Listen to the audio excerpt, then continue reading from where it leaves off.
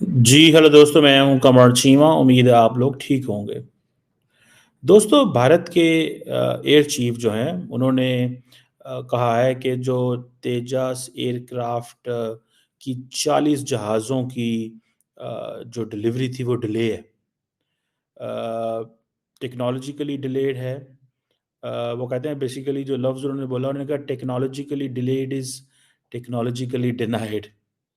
सो ये लफ्ज़ बड़े इम्पोर्टेंट हैं। Air chief marshal AP Singh साहब उन्होंने कहा कि जो रिसर्च एंड डेवलपमेंट है उसकी वैल्यू ख़त्म हो जाती है अगर वो टाइमलाइन एंड वो जिसे कहते हैं ना वो जो उसको मैच नहीं करती।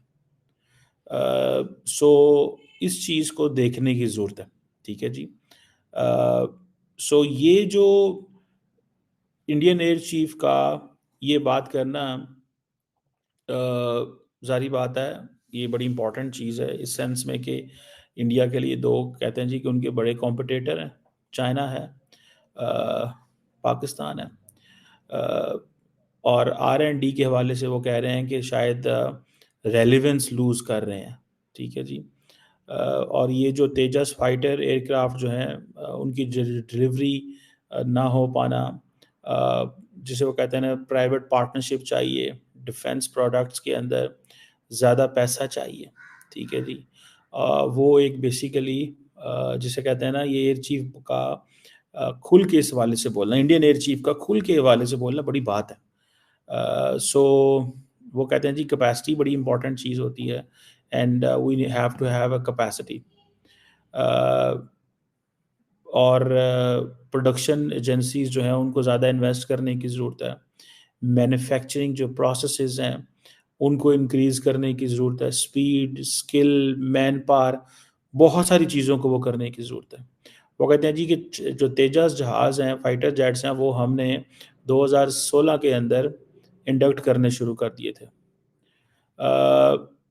वो कहते हैं जी 1984 में इस प्रोजेक्ट को प्लान किया गया और जो 1984 में इसको प्लान किया गया 1 के अंदर जो जिसे कहते हैं ना जहाज़ उड़े एंड देन वो कहते हैं जो जहाज़ फिर इंडक्ट हुए वो 16 साल बाद 2016 में हुए और वो कहते हैं आज 2024 है और वो ये कह रहे हैं कि जो इंडियन फोर्स एयर फोर्स है it does not have the first 40 aircraft. ये इंडिया की प्रोडक्शन कैपेबिलिटी है। अब एयर चीफ का ये बात करना इंडियन एयर चीफ का बहुत बड़ी बात है कि पाकिस्तान अच्छा on the Rafale thing they are doing good. उन्होंने कोई 60-70 मेरा ख्याल है if I am not wrong Rafale का ऑर्डर भी दिया है, कोई 30-35 आई थिंक आ गए हुए हैं। सो इसीलिए वो कह रहे हैं जी मल्टीपल सोर्सेस की बात है। सो ये उन्होंने अपनी पूरी एक हिस्ट्री बताई है, टाइमलाइन बताई है कि जो तेजा फाइटर जेट है उसे that is still to be manufactured by the Bengaluru जो उसका हेडक्वार्टर है हिंदुस्तान एरोनॉटिक्स का वहाँ पे। सो प्राइवेट प्लेयर्स की वो बात करते हैं कि इनको बीच में लेके आए। अगर आप प्राइवेट प्लेयर्स को, डिफेंस मैन्युफैक्चरर को, प्रोड्यूसर को नहीं लेके आते, R&D जो है वो कहते हैं हम उस पे R&D पे पैसा ज़ाया कर रहे हैं बिकॉज़ वो टाइमलाइन मैच नहीं कर रही। इट मीन्स कि पैसा आया इंडिया की हुकूमत की तरफ से R&D में कि जाएँ जी रिसर्च करें किस तरह के जहाज़ चाहिए, क्या-क्या चीज़ें हैं, क्या काम। उन्होंने कहा जी ठीक हो गया। वो कहते हैं ये तो हमने कर ली, टाइम इम्पोर्टेंट है। लेकिन प्रॉब्लम किधर है? प्रॉब्लम ये है कि आपने एक चीज़ को सोचा 1984 में, 17 साल बाद जहाज़ 2001 आ गए वो जी ठीक है, एक 2001 में जहाज़ आ गए। फिर इंडक्शन स्टार्ट हुई 16 साल बाद 2016 में और आज वो कहते हैं 2024।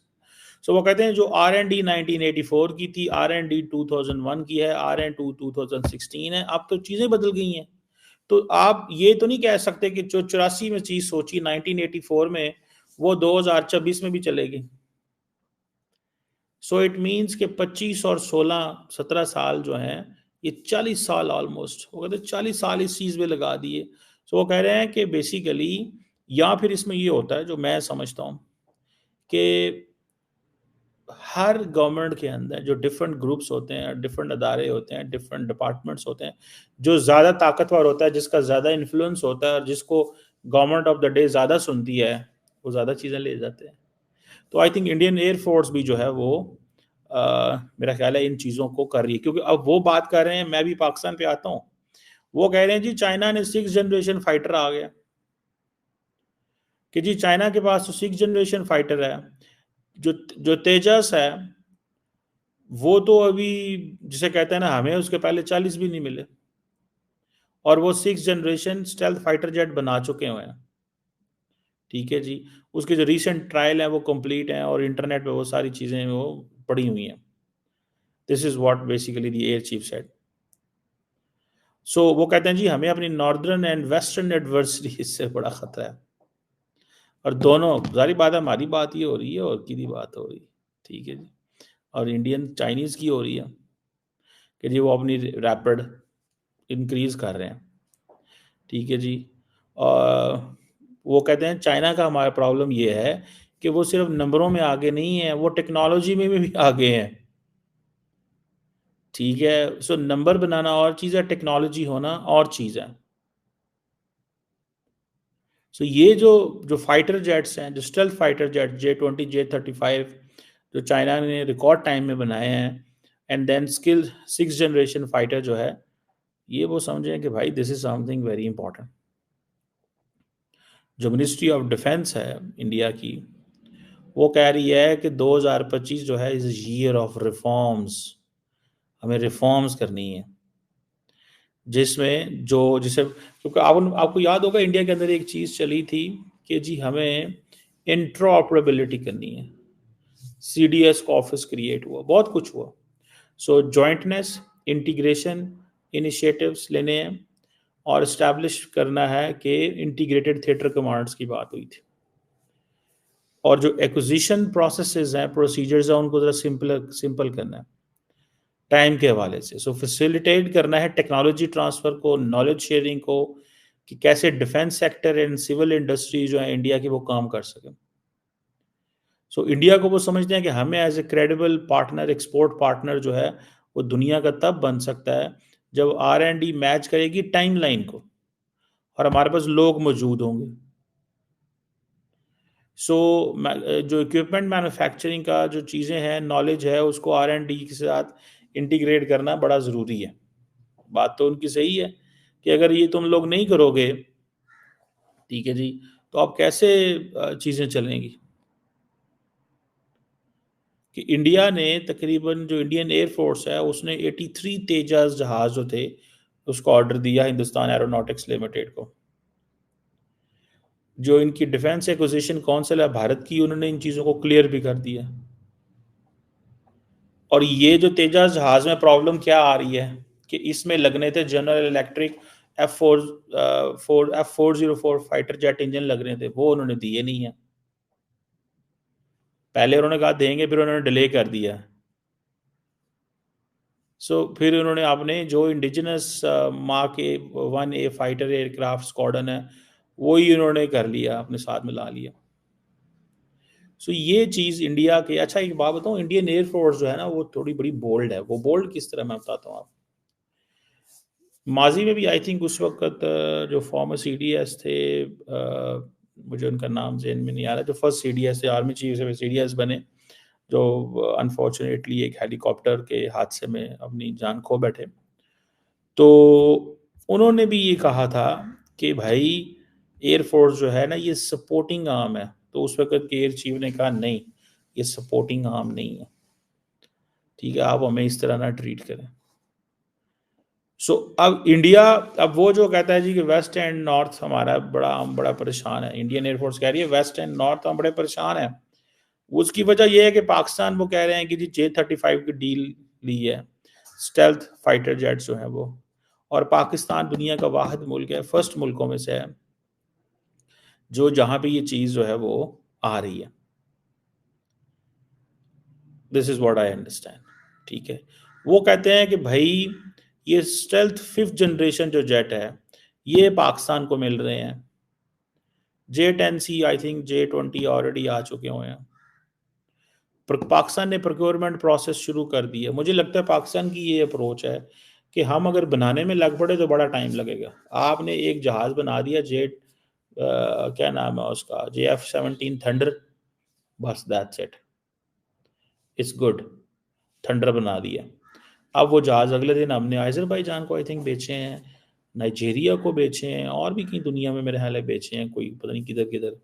वो तो हमारे वो सुना वेबसाइट पे भी लगा हुआ है। चाइनीज़ भी कह रहे हैं कि सेल करने के लिए तैयार हैं। आज मुझे को बता रहा था कि तैयार हो जाओ पाए, जो तुझे लेना है तो ले लो, ठीक है जी। सो ये जो चीज़ है कि पाकिस्तान जो है वो अपनी ऑलरेडी ये चीज़ें सोच रहा है, कर रहा है। सो पीपल्स लिबरेशन आर्मी जो है वो पाकिस्तान को ये एडवांस वेपनरी दे रही है, ठीक है जी। और पहली दफ़ा पाकिस्तान को देना, अब पाकिस्तान के पास तो कोई चॉइस ही नहीं है। जिस लेवल पे इंडिया और अमेरिका जो है वो आगे चले गए हैं, पाकिस्तान के पास कोई चॉइस नहीं है। अब सुने हैं कि पाकिस्तान ने 40 ये जहाज़ अप्रूव किए हुए हैं, अगले 2 सालों में उन्होंने देने हैं।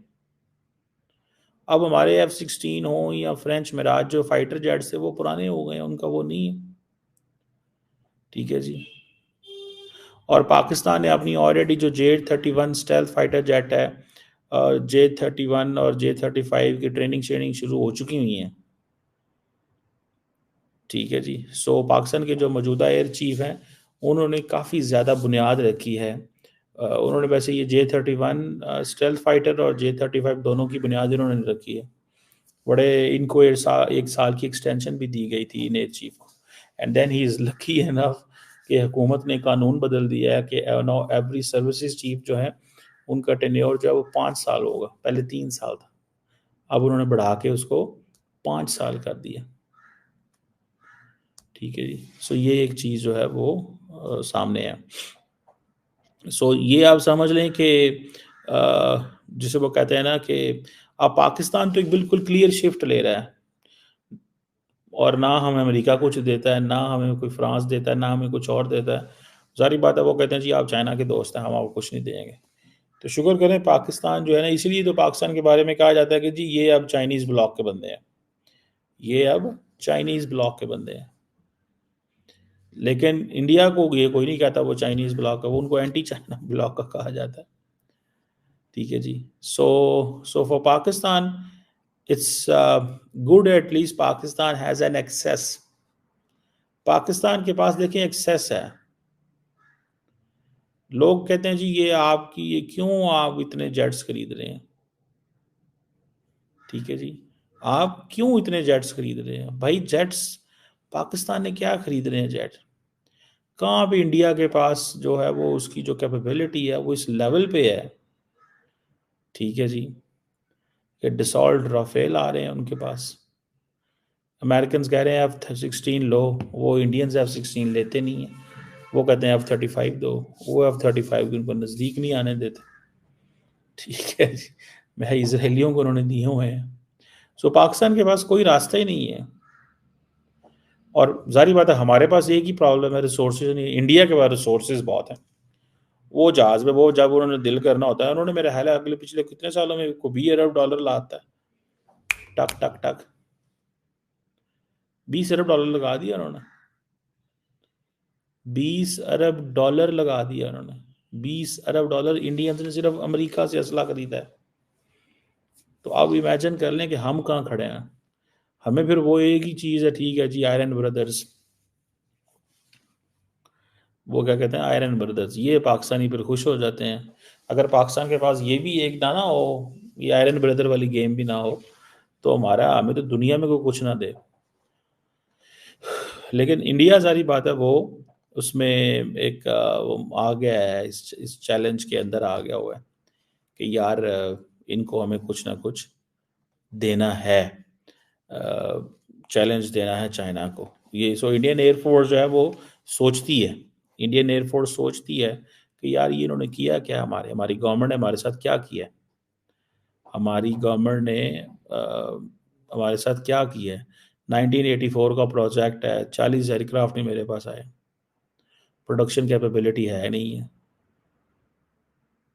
सो ये एक सो R&D की टाइमलाइन होती है, वो बेसिकली मेरा ख्याल है वो अपनी गवर्नमेंट को क्रिटिसाइज कर रहे हैं कि भाईजान R&D की टाइमलाइन होती है, जो R&D आप हमसे काम करवा रहे हैं वो हम आपको करके देंगे, प्रोड्यूस भी करो, कैपेबिलिटी कोई नहीं है।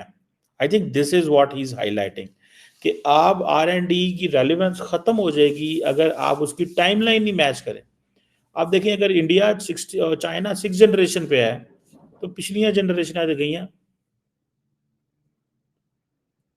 पिछली जनरेशन तो गई।